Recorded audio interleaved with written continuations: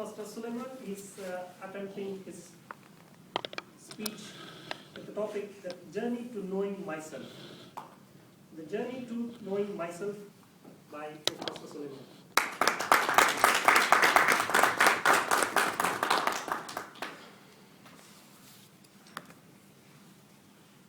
The year is 1929, 15th of January. Martin Luther King was born. 60 years later, 15th of January, 1989, I was born. Master of Ceremonies, dear Toastmasters, and distinguished guests, good evening. Good evening. The topic of my talk is the journey to knowing myself. But before I begin this journey, let me give you a tour of who I am and where I come from. The name I was assigned is a Hebrew name, the name of a prophet, a wise man, and a king, King Solomon.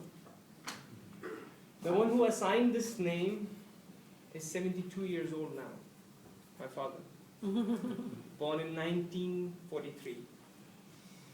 Before the independence of India. And if I have to give one sentence, like explain it in one sentence, then it would be that in all my life, I have never seen him angry. In all my life, I have never seen him angry. While his counterpart, my mother, just like any other lady, she does not like her age to be mentioned. So but she belongs to a family of wrestlers. So if anybody is ever looking for marriage, this is one good place not to look for. You know, you have these angry, fierce ladies who are always ready to fight. That's my mom. And that's the reason my father is always calm. Somebody's got to sacrifice. Now, in my family, we are 7 members, and most of the family members are married, including my parents. My childhood was fun, being the youngest of all the siblings. But teenage was different. You know, you have these young, energetic teenagers who never lose sight of their vision. But truly speaking, I wasn't one of them. At the age of 17, when my friends graduated from high school, I dropped out. That's not a joke. Oh, sorry. I dropped out of high school. And for 3 years, I started working as a laborer, as a mechanic, as a carpenter, doing low-paid jobs. And I felt that that's the end of my life. Not until my father came up with a plan, a journey. He planned a journey for me to the 17th largest desert of the world.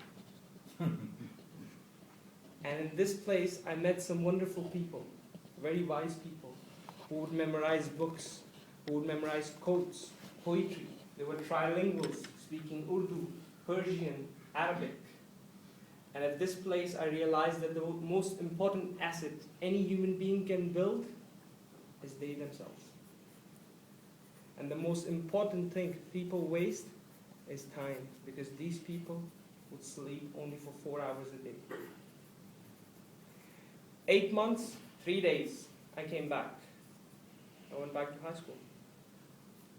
Finished it off, went to university, did my bachelor's in business administration. I went to work to religious organizations, developing my human resources skills, knowing about different religions. Started working as a tour guide, learning about different cultures, different languages, different people. I started working in procurement, in IT sector. Whatever I have done in life, failure has been an integral part of it. I've always failed. And just like Martin Luther King himself said, if you can't fly, then run. If you can't run, then walk. If you can't walk, then crawl. But keep moving forward. And that was my mantra. And this is why I'm here. And I know I would fail, but I will always keep on moving forward.